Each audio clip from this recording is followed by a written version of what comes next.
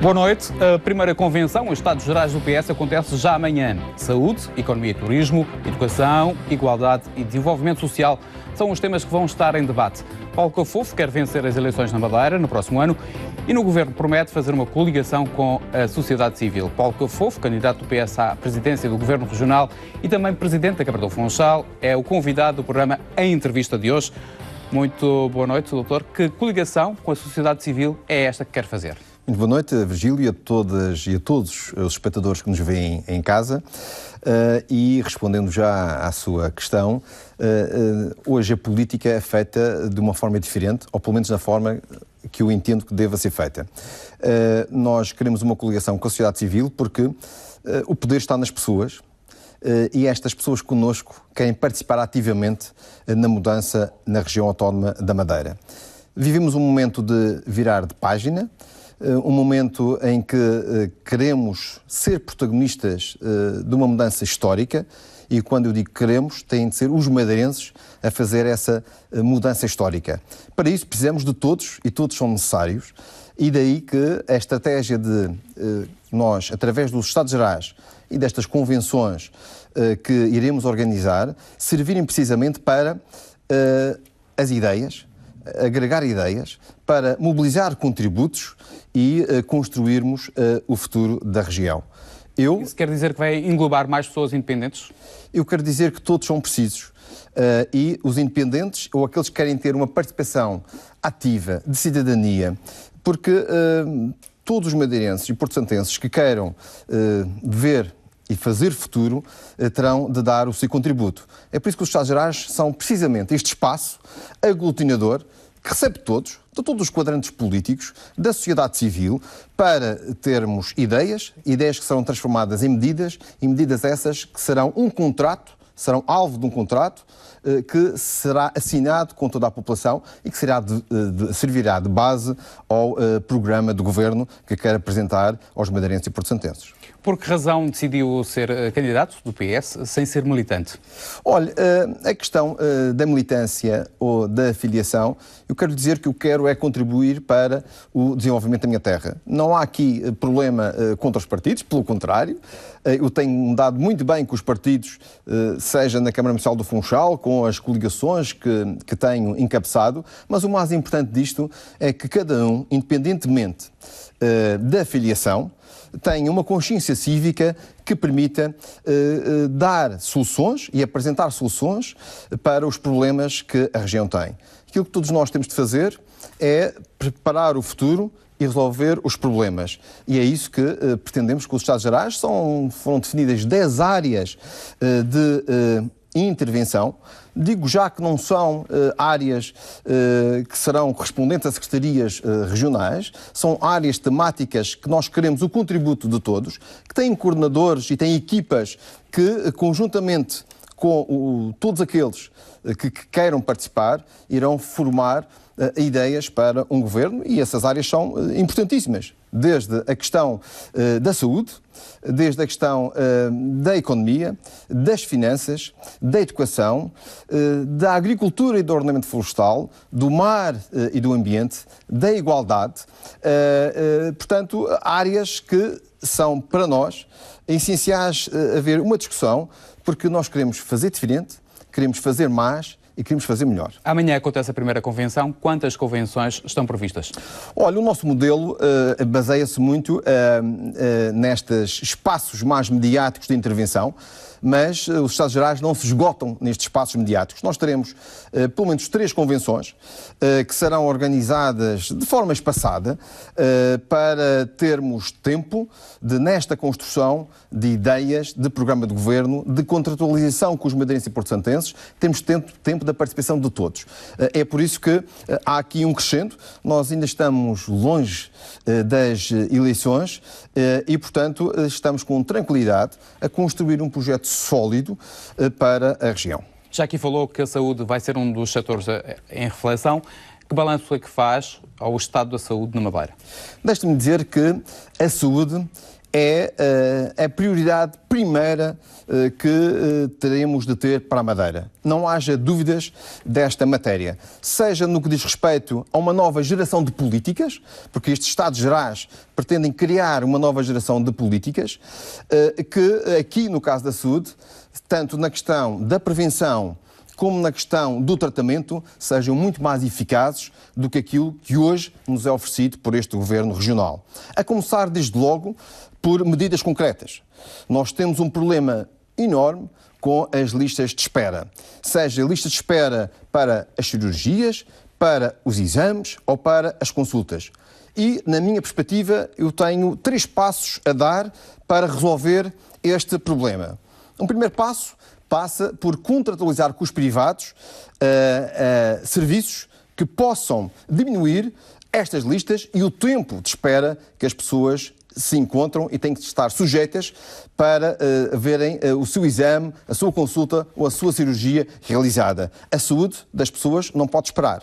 É por isso que nesta primeira fase, e para nós limparmos os tempos e para limparmos estas listas, precisamos de contratualizar com os privados. Num segundo passo, temos de reorganizar todo o sistema de saúde regional, que já foi referência, ele tem de ser reorganizado. Reorganizar como? Reorganizado para, eu já posso e já vou dizer como, para poder ser mais eficaz e responder às necessidades das pessoas. E uma terceira fase, nós temos, por exemplo, os tempos que são realizados a nível nacional. A nível nacional, temos 6 a 9 meses para uma cirurgia. Aqui, na Madeira, esperamos anos. Ora, daquilo que é preciso, além desta questão que falei das listas de espera, que são uma prioridade, temos também de resolver a questão dos cuidados primários. E aqui, os centros de saúde são fundamentais até para diminuir a pressão que é exercida sobre o Hospital Central do Funchal, aqui no Hospital Central. E daí que os centros de saúde têm que, em termos das suas valências, terem, por exemplo, especialistas em áreas como a medicina interna, em áreas como a pediatria, que são fundamentais para estes cuidados primários e de proximidade, porque aquilo que queremos é uma saúde de proximidade. Isso implica a contratação de mais profissionais? E há aqui nesta matéria, eu já vou a essa questão, isto implica que tenhamos estes centros de saúde, mas também os cuidados domiciliários, porque estamos neste momento com o envelhecimento da população. Ora, uma saúde de proximidade, de centros de saúde em que sejam próximos das habitações e dos locais de residência das pessoas, mas também que em algumas circunstâncias possam ir a casa, faz toda a diferença. É claro que, e falamos da questão dos profissionais, é fundamental fixar em primeiro lugar os profissionais que temos neste momento. Tem havido uma fuga do Sistema Regional de Saúde de médicos, enfermeiros e de outros técnicos. Nós precisamos de estancar esta fuga, criando condições de compensação, de atratividade, para que estes profissionais possam se manter, obviamente, no nosso sistema. E, além dessa fixação, precisamos de contratar, obviamente, mais recursos, porque a parte dos recursos humanos e a parte da formação são essenciais para este sistema de saúde funcionar. E a Madeira tem dinheiro para tudo isso? Repare que há uma questão essencial na questão do dinheiro. Muitas vezes falamos do dinheiro e o dinheiro serve de desculpa para não fazermos absolutamente nada. É preciso dizer que têm sido derramados muitos milhões no Sistema Regional de Saúde sem qualquer efeito. O problema não é só um problema de dinheiro, é um problema de como o sistema está organizado e como é feita a gestão desse mesmo sistema. É por isso que, no sentido de resolver os problemas, em primeiro lugar, mas preparar o futuro, há uma área que é essencial, que é a área da saúde escolar. A saúde escolar, e será uma das minhas prioridades, porque além da questão do envelhecimento, temos de cuidar logo desde a mais tenra idade, com um programa de saúde escolar, no sentido preventivo, que possa, obviamente, também ser um programa que acaba por beneficiar as famílias madeirenses e, portanto, a saúde escolar será aqui uma área fundamental que ainda não foi explorada. Teve já, há anos atrás, é verdade, um início. Eu próprio, enquanto estudante, lembro-me e aluno, lembro perfeitamente desse programa. Seremos um programa adaptado, virado para o futuro, mas, acima de tudo, garanta a saúde dos mais jovens. E no seu projeto, como é que fica o novo hospital? O novo hospital é essencial para a região autónoma da Madeira. Repare, não podemos ver só a solução da saúde pelo hospital. Não serão paredes novas que resolverão os problemas da saúde, mas não há dúvida nenhuma que o novo hospital é essencial para darmos um passo naquilo que são problemas de infraestruturas e, neste caso, de uma infraestrutura principal da saúde. E conta com a solidariedade do Estado? Vamos lá ver, aqui essa questão está completamente ultrapassada. O senhor Primeiro-Ministro já assumiu que irá contribuir com 50% do custo da construção do novo hospital. E, na sua opinião, é suficiente? Esse contributo está já até inscrito no Programa de Estabilidade e Crescimento, portanto não haja dúvidas absolutamente nenhumas que, face a um euro que seja colocado pela região, o Estado colocará outro euro. E, portanto, é esta solidariedade, esta interação entre o Governo da República, que considera este o projeto prioritário de interesse nacional, que também aqui corresponde ao Governo Regional, fazendo aquilo que compete, desde a expropriação dos terrenos onde irá ser localizado o hospital, até a todos os projetos que serão necessários e com a definição das valências de que o hospital vai ter, porque o hospital precisamos definir que valências é que terá para a região e, neste caso concreto, para a nossa população. Dr. Paulo Fofo, considera que as divergências entre os governos da Madeira e da República fizeram aumentar o chamado contencioso das autonomias, aquele contencioso que era há muito, vinha sendo falado por Alberto São Jardim, mas que no início da governação de Miguel Albuquerque se dissipou, mas que agora parece estar a ser retomado. Como é que olha para esta questão?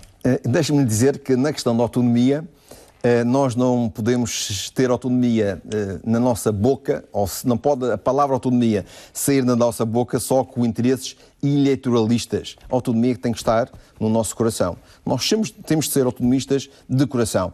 E a verdade é que a autonomia não foi algo inventado sem qualquer razão de ser. Nós temos uma situação de insularidade que não é temporária, é permanente.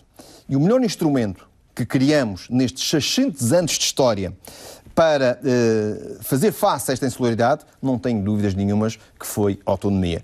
Uma autonomia política, com estatuto político-administrativo, que não é uma qualquer benesse do Estado.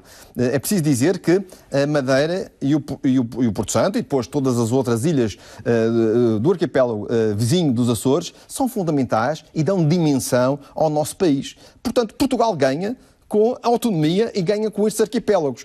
Aqui o que está em causa é que autonomia queremos. Queremos uma autonomia que seja de gritos, que seja de amus, que seja de birras, que seja utilizada para meros benefícios eleitoralistas, ou queremos uma autonomia que seja responsável, com capacitação de podermos negociar, de argumentar aquilo que é um dever e uma obrigação do Estado. Não me interessa uma autonomia que seja uma autonomia de mão estendida, de pedir de esmola, de gritar do Funchal para Lisboa, porque com a distância que nos separa, isso não resolve. Há que ter uma autonomia responsável em que temos de ser senhores do nosso destino. E eu costumo dizer que como é que vai reivindicar junto do Governo da República? Eu costumo dizer que Portugal, Estado, a República, Lisboa, têm de respeitar a autonomia. Mas também nós temos que nos dar ao respeito. E, portanto, a forma, a minha postura, não é de, obviamente, gritar. É de sentar, negociar, com argumentos válidos, com capacidade, com inteligência e com a convicção de que aquilo que estaremos a fazer para a Madeira, estaremos a fazer para o desenvolvimento de Portugal. Isso quer dizer que o atual Governo Regional não tem-se dado ao respeito, é isso? Eu estou a dizer que temos que nos respeitar e temos que nos fazer respeitar. Eu não considero que, perante um poder central e o poder regional, deva haver a troca e a acusação ou as acusações que têm sido feitas aqui na região, sem qualquer fundamento. Portanto, nós não vamos criar um contencioso só para criar uma guerrilha sem qualquer intenção de resolver os problemas, porque essa guerrilha só por si não resolve. E, portanto, não adianta nós fazermos barulho sem nos sentarmos à mesa e com argumentação válida resolvermos os problemas. Na sua opinião, a teoria do inimigo externo não funciona? Somos todos o mesmo país, com diferenças. É por isso que os madeirenses e os porto-santenses não podem ser tratados de forma igual, porque, na verdade, a insularidade e as nossas características sociais e culturais enquanto povo distinguem-nos. A questão é que não concordo, nem aceito nem gosto de que haja um inimigo externo, quando não tem que haver inimigos, tem que haver uma cooperação entre os dois governos, e é isso que a responsabilidade de quem está no Governo da Madeira terá de fazer. Como é que vê o impasse em torno da revisão do subsídio social de mobilidade para os transportes aéreos? Deixe-me dizer que, no que diz respeito aos transportes, nós temos de ver isto de uma forma global e não parcial. Há aqui uma questão de continuidade territorial. Nesta questão da continuidade territorial, tem de ser analisada de diversos prismas, e já que falamos do Governo da República, todas estas matérias deviam ser acordadas com o Governo da República para um prazo de pelo menos 10 anos. Eu digo isto porquê? Porque nós, e há algo que distingue da forma como o Governo Regional, este Governo Regional, e particularmente o Dr. Miguel Albuquerque, tem tratado estas matérias. Não há uma estratégia, são tratadas e trabalhadas em cima do joelho, de forma ad hoc, não tendo em conta o contexto que é a continuidade territorial. E na continuidade territorial nós temos desde as ligações aéreas, temos desde as ligações marítimas, temos desde a questão de passageiros, de carga, dos residentes cá, dos turistas que nos visitam, das infraestruturas, seja portuárias, seja aeroportuárias, e sabemos bem os problemas que o aeroporto tem, e é por isso que esta questão das ligações tem de ser tratada de forma global e não parcial. É assim que eu entendo, e só assim é que faz sentido, porque todos os assuntos estão interligados uns com os outros. E é aqui uma questão fundamental para a nossa economia. A nossa economia depende muito daquilo que serão as acessibilidades melhoradas e com um modelo que seja eficaz a diversos níveis, passageiros, cargas, marítimas ou aéreas. E isto porquê? Porque a nossa economia, nós temos de ter uma economia que seja uma economia que cresça e uma economia que seja forte, que consiga atrair investimento, consiga gerar riqueza e criar emprego. Porque só assim, desta forma, é que nós teremos as pessoas a viver melhor, com uma sociedade justa e uma sociedade igualitária. É por isso que eu defendo que haja um crescimento económico forte e sustentável para termos a possibilidade de, por exemplo, diminuirmos aquilo que já foi no passado um repor do diferencial fiscal que temos com o continente. E temos que criar as condições para que isso aconteça através de um crescimento económico que seja sustentável. Porque, de outra forma, não teremos competitividade das nossas empresas. E repara a questão do emprego. Nós continuamos a ser a região do país que tem a mais elevada taxa de desemprego. Nós, no quarto trimestre de 2017, tínhamos 8,9%, no primeiro trimestre de 2018 aumentamos 0,2%, ou seja, estamos com 9,1%. E isto não pode acontecer e, portanto, nós temos de criar condições para que a economia possa crescer de uma forma sustentável. E aí a questão das acessibilidades é fundamental, mas também é preciso dizer a questão do turismo. O nosso turismo precisa de não só a renovação do nosso parque hoteleiro, da qualificação do produto turístico, mas também da questão da promoção.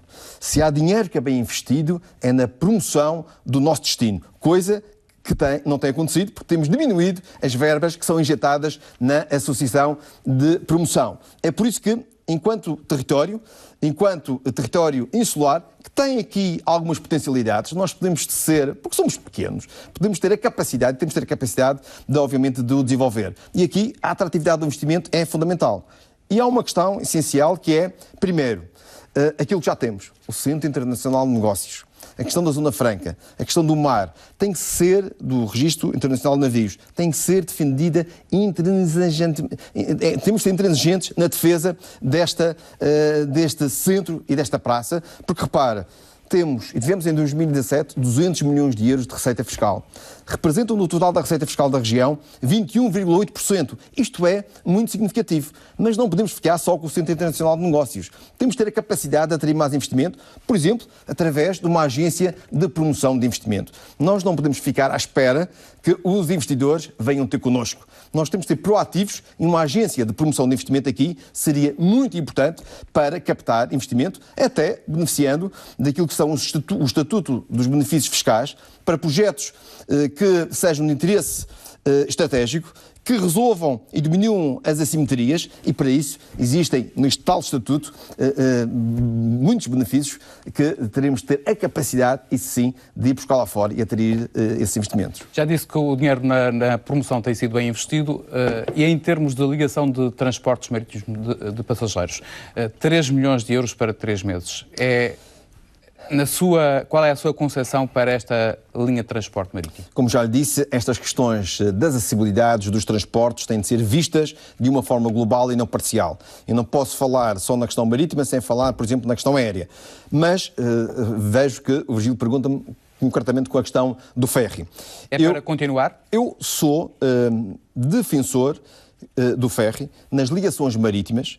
Sou defensor que o Estado português possa, no sistema de mobilidade, tal como acontece no que diz respeito às ligações aéreas, poder financiar os passageiros residentes. Considero que isso seria importante acontecer, mas nós precisamos de um ferry todo o ano e não só 3 meses. Esta é uma premissa. Eu sei que o Governo Regional assinou aqui um contrato por 3 anos, mas a verdade é que o ferry, no que diz respeito aos passageiros, à carga, a região, sendo uma região ultraperiférica e estando dependente destas pontes, seja ponte aérea, seja ponte marítima, deve ter um ferry todo o ano e não só por 3 meses. O senhor é professor, já foi dirigente do Sindicato de Professores da Madeira. Que análise é que faz à educação na região? Olha, deixa-me dizer que a educação é a minha paixão. Não era só do engenheiro António Guterres enquanto Primeiro-Ministro, até por uma questão profissional. Eu sou professor de alma e coração, gosto muito de ser professor e, portanto, vejo as questões de educação como uma luz para podermos dar futuro aos nossos jovens. E repare que, no que diz respeito à educação, que, a meu ver, e nós aqui na região, temos todas as condições para termos um sistema regional a nível educativo, e a educação, tal como a saúde, estando regionalizadas, temos de exercer autonomia para poder fazer diferente. A autonomia não serve só para mandar bocas, a autonomia tem que ser para nós resolvermos os nossos problemas, e em termos do sistema educativo eu considero que nós podemos ter aqui um exemplo a nível nacional. E não somos porquê? E não somos por uma questão de organização e uma questão de vontade política. A escola, para mim, deve servir para os alunos poderem pensar. Nós temos de ter aqui a capacidade de formar e qualificar. Repare que temos um atraso, apesar de termos, durante este período de autonomia e democracia, temos investido bastante em educação. É preciso reconhecer que o nosso ponto de partida era um ponto de partida muito deficitário e investiu-se bastante na educação, mas também é preciso dizer que os resultados que ainda temos são resultados derivados dos professores, da classe docente, de toda uma comunidade educativa que trabalha com espírito de missão para obter resultados. Mas mesmo assim, isso não basta, precisamos de liderança. E em termos de qualificação da nossa população, estamos com um atraso significativo relativamente ao restante território nacional. E nós precisamos aqui, até por uma questão, ainda há pouco falámos do turismo, nós precisamos de quadros qualificados, de gente qualificada para as diversas áreas no que diz respeito, por exemplo, ao sector turístico e hoteleiro.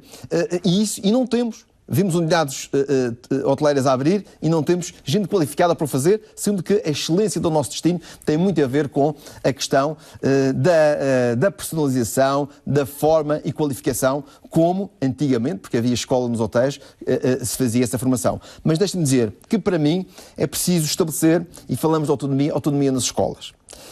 Cada escola, cada núcleo de escolas tem de ter e sabe, mais do que o secretário regional da Educação, aquilo que é o melhor para a sua escola. E temos de dar essa liberdade e dar meios para que isso possa acontecer. Contratos de autonomia são essenciais para cada escola ter as soluções certas de qualificação da nossa população, porque o futuro depende daquilo que fizermos e da capacidade que tivermos para qualificar os nossos jovens e de fixá-los aqui na região. Nós não podemos continuar a assistir à imigração de gente que nasceu aqui, que muitos deles muito bem qualificados.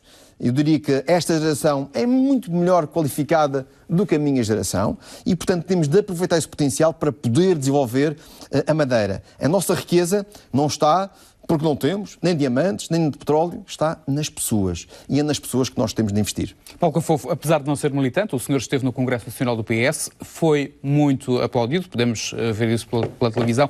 Que balanço é que faz desta reunião magna? Olha, o PS, Partido Socialista, quer o melhor para a Madeira. E quer o bem para a Madeira. Isso ficou bem vincado naquilo que foi o último Congresso, que voltou a eleger e a consagrar o António Costa como secretário-geral do Partido Socialista. E, obviamente, que neste momento, eu diria que o PS nacional, mas eu diria todo um país, olha aqui para a região nas transformações que se avizinham. Há uma grande expectativa, o que também é uma grande responsabilidade para mim. Eu sinto que tenho a força de milhares de madeirenses e porto-santenses, mas sei que essa força é também um sinal de confiança, mas de responsabilidade, que eu estou à altura, porque sinto-me preparado para dar aquilo que esta região merece e que os madeirenses e porto-santenses merecem. António Costa prometeu o empenho de toda a máquina socialista. Vai apostar nos comícios ou mais nos contactos porta a porta? Repare que eu tenho feito da política um exercício diferente do que aquilo habitualmente se fazia. Eu digo isto porque tenho privilegiado muito a política de proximidade, do contacto olhos nos olhos, num porta a porta, num ouvir. Porque habitualmente os políticos têm mais o impulso de falar, de impingir, do que propriamente de ouvir. Eu gosto muito de ouvir as pessoas. Eu ando todos os dias na rua, sei aquilo que as pessoas dizem, resolvo muitos problemas na rua e esta proximidade faz toda a diferença. Podemos ter a RTP Madeira, podemos ter os meios de comunicação social, podemos ter as redes sociais, que são importantes, mas nada substitui aquilo que é o contacto direto, aquilo que é um abraço, aquilo que é uma palavra, aquilo que temos de escutar. Foi por isso que foi a semana passada a Londres? Eu fui a Londres com diversos objetivos. Antes de mais, um objetivo, primeiro, que é o contacto com a nossa comunidade, e esses são sempre os afetos. É impressionante, só quem nunca fez uma viagem destas não se apercebe daquilo que os nossos imigrantes sentem quando alguém da terra lá chega. É como se a ilha se aproximasse deles. Eles precisam destes afetos, mas não precisam só de afetos. Nós temos uma comunidade madeirense importante em Londres, uma que está consolidada, mas também temos fragilidades naquela comunidade. E eu fui contactar com as autoridades locais, porque temos cidades inglesas ali no Reino Unido, onde vivem muitos madeirenses e precisam, esses madeirenses que lá vivem, de terem a voz junto do poder local. É por isso que reuni-me com alguns meios, mas também procurei, junto do governo português, que tem também responsabilidades, não só porque já tinha-me reunido com o secretário de Estado das Comunidades em Lisboa, mas reuni-me em Londres com o embaixador do Reino Unido e com a cônsul-geral em Londres, precisamente para problemas que a comunidade tem e que têm de ser resolvidos. Vai fazer a mesma coisa noutras comunidades, noutros países? Repare que eu, durante o meu percurso enquanto Presidente de Câmara, não é que tenha viajado muito, mas visitei já a África do Sul, visitei a Venezuela e visitei agora o Reino Unido. O tempo é curto e, portanto, não posso estar em permanente viagem para visitar essas comunidades, mas aquilo que mais importa é aquilo que podemos fazer para aproximar quem sente a sua terra, quem vive longe, mas quer estar aqui próximo. E por isso há duas medidas que eu, em Londres, efetivamente, enunciei e que considero importantíssimas. Uma é que os imigrantes possam votar nas eleições regionais. Não há melhor forma de aproximar politicamente quem está num país estrangeiro do que poder votar para a Assembleia Legislativa e, consequentemente, escolher o Presidente do Governo Regional. Outra é que os conselheiros das comunidades madeirenses, à semelhança dos conselheiros das comunidades portuguesas, possam ser eleitos entre pares e que não seja o Governo Regional a eleger. É por isso que isto são pequenas coisas, mas quem está lá fora faz toda a diferença. Já pensou no programa de governo? Quando é que vai apresentá-lo? Repare que ainda é muito cedo porque as eleições ainda não foram marcadas sequer pelo Sr. Presidente da República. Mas eu quero lhe dizer que o programa de governo não é o Paulo Cafofo que vai fazer. O programa de governo será construído com a participação de todos os madeirenses e de todas as madeirenses que queiram participar ativamente no futuro desta região. É por isso que servem os Estados Gerais. Os Estados Gerais servem precisamente para termos pessoas com ideias, com soluções para uma Madeira do futuro. E em termos de equipa governativa? Neste momento nós falamos de ideias. Não falamos de cargos, nem falamos de equipa. Aquilo que me interessa agora é construir uma base sólida de ideias, de compromissos que vamos contratualizar com a população para que, a partir daí, nos deem a confiança para podermos governar a região e termos, finalmente, outras pessoas com outras ideias, numa geração de políticas diferentes daquela que temos tido durante estes mais de 40 anos. Se ganhar, conta com Emanuel Câmara para o Governo? Como disse, este não é um aumento de cargos, este não é um aumento de convidar seja quem for, é um aumento de ideias, de discuti-las e de apresentá-las à população. Até quando é que vai ficar como Presidente da Câmara do Funchal? Pelas razões que já evoquei anteriormente, é extremamente cedo para dizer quando, porque não sei. Quem deve sucedê-lo? Quem me deve suceder na Câmara Municipal do Funchal, isso para mim é uma questão, obviamente, muito clara. Isto no caso das repare que eu tenho na Câmara Municipal do Funchal uma equipa na qual tenho a total confiança, que tem feito um trabalho extraordinário e em condições difíceis, é preciso dizê-lo, e não há um Paulo Cafofo, há uma equipa. E há compromissos que foram assumidos durante a campanha eleitoral e esses compromissos irão ser totalmente cumpridos por esta minha equipa. E isso é o principal em política. Aquilo que são e foram compromissos nossos na campanha eleitoral, muitos já estão executados, outros estão em execução e até ao final do mandato serão todos cumpridos. Não teme que a sua saída da Câmara seja apressada, digamos assim, entre aspas, por um cenário de eleições antecipadas? Repare, eu não me preocupo nem com eleições antecipadas.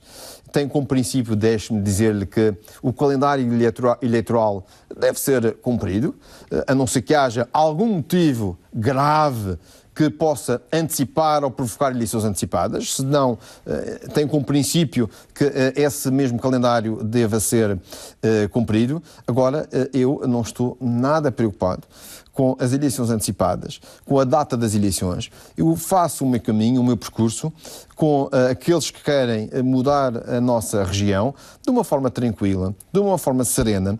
Repare que nós temos conseguido congregar não só a população em geral, porque eu sinto diariamente na rua essa vontade de mudança à qual eu não posso de maneira nenhuma virar as costas. Eu não posso virar as costas quando as pessoas dizem avance, e tenho, obviamente, e temos à vista nos Estados Gerais, a coordenar as áreas que defini, as 10 áreas, mas não só coordenar, como equipas, gente de ética, gente de capacidade de trabalho e de concretização daquilo que será o projeto para o futuro da região. E o projeto que lidera contempla coligações pré-eleitorais ou só pós-eleitorais é que admite um cenário de coligação? Repare que neste momento a coligação que eu quero é a coligação com as pessoas, a coligação com a sociedade civil, e não falemos agora de coligações de partidos. Aquilo que mais me interessa neste momento é, e é sabido, eu serei candidato pelo Partido Socialista. Agora, em termos de coligações, deixemos o futuro decidir. Admite, se não tiver uma maioria absoluta, admite um cenário de geringonça, digamos assim, com o PCP e com o Bloco de Esquerda? Virgílio está a falar com aquele que criou a primeira geringonça a nível nacional, que foi a primeira coligação que nós criamos em 2013 na Câmara Municipal do Funchal. E, portanto, digo já também, se há pessoa que está mais apta pela experiência que tem e só por essa razão para conseguir consensos entre diversos partidos, sou eu, e, portanto, esse é sempre um cenário de ser admitido. Se não vencer as eleições, é o fim da sua carreira política? A minha carreira é a carreira de professor, de docente. Nós temos de ter, e às vezes os políticos perdem esta noção, eu não estou na política para a vida inteira. estou na política com uma missão de serviço público enquanto as pessoas quiserem, enquanto eu quiser e decidir também, porque também há uma vontade pessoal. E, portanto, não estou preocupado com a minha carreira política, nunca sequer pensei ser político. Isto tem sido tudo obra daquilo que são circunstâncias que me levaram a ter uma participação política. Eu nunca, na minha vida, seja enquanto jovem, seja mesmo em adulto, tive qualquer ambição, seja do que fosse. E estou aqui porque as pessoas querem que eu esteja e, portanto, a minha carreira política não interessa. O que interessa é o bem, neste caso, é até agora dos funchalenses e depois dos madeirenses e dos porto-santenses. Sr. Presidente, falamos agora da Câmara Municipal do Funchal. A oposição diz que o senhor é um presidente ausente. Como é que responde? Estou diariamente na Câmara e trabalho muito para cumprir aquilo que, durante uma campanha eleitoral, foi nosso compromisso, mas também resolver os problemas das pessoas. Ninguém me viu um presidente ausente. Eu estou completamente concentrado diariamente a resolver os problemas do Funchal, dos funchalenses, das funchalenses e, portanto... Os funchalenses queixam-se muito do estado de degradação das estradas. Isso, e na questão, repare que nós investimos como ninguém na questão do asfaltamento das estradas. É preciso lembrar-nos que no mandato anterior nós asfaltamos importantes vias, mais no centro da cidade, como, por exemplo, a Estrada Monumental, que há anos e anos estava em mau estado, mas todos os lombos das zonas altas, e esta é a grande diferença, porque nós não olhamos só para a cidade, para o centro da cidade, olhamos para o seu todo, nós asfaltamos todos os lombos das zonas altas da cidade do Funchal. É claro que isto é um trabalho continuado. É claro que, reconheço, existem estradas que estão em mau estado, mas nós aqui que estamos a fazer é recuperar o facto de, durante anos, muitas das estradas não terem sido alcatroadas, asfaltadas, porque as coisas têm que ser feitas de uma forma planeada e programada e faseadamente. E, portanto, aquilo que estamos a fazer, como já o fizemos muito recentemente, nós continuamos a asfaltar e vamos continuar a asfaltar, porque, obviamente, e tivemos um inverno muito rigoroso, que também, efetivamente, não ajudou para a manutenção e há alguns pisos que se encontram em mau estado, mas são situações que estamos diariamente a resolver. Como é que está o contencioso com a Águas e Resíduos da Madeira, que reclama uma dívida da Câmara do Funchal de 15 milhões de euros? Repare que neste contencioso não há aqui um contencioso quando nós queremos defender os interesses dos funchalenses. Repare, quando se fala em contencioso, são situações que nós interviemos do ponto de vista judicial para tentar travar um aumento que nós achamos, nos casos ilegítimo, noutros que injusto, de aumentar-se tanto a água como os resíduos. Mas repare que nós temos tido na nossa ação enquanto cidade... É difícil alcançar um acordo porquê? No nosso exercício do governo da cidade, nós temos tido um trabalho que passou muito por uma gestão rigorosa muito importante. E, portanto, essa gestão rigorosa está à vista de todos. Nós diminuímos metade da nossa dívida e conseguimos, simultaneamente, diminuir os impostos com questões concretas, como o IMI, que foi um caso em que o PSD dizia que não era possível.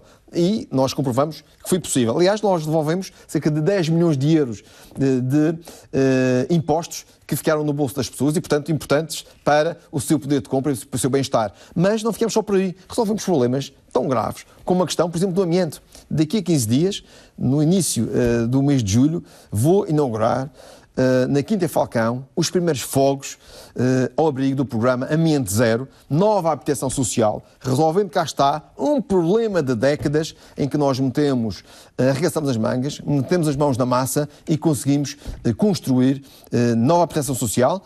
E este será a primeira fase e temos já brevemente também, logo a seguir ao verão, por exemplo, nos viveiros, mais habitação social. Nisto tem sido uma preocupação com as pessoas e no resolver os problemas. Uma última questão para respostas muito rápidas, tem a ver com a tragédia do Monte. Este foi o pior momento da sua governação?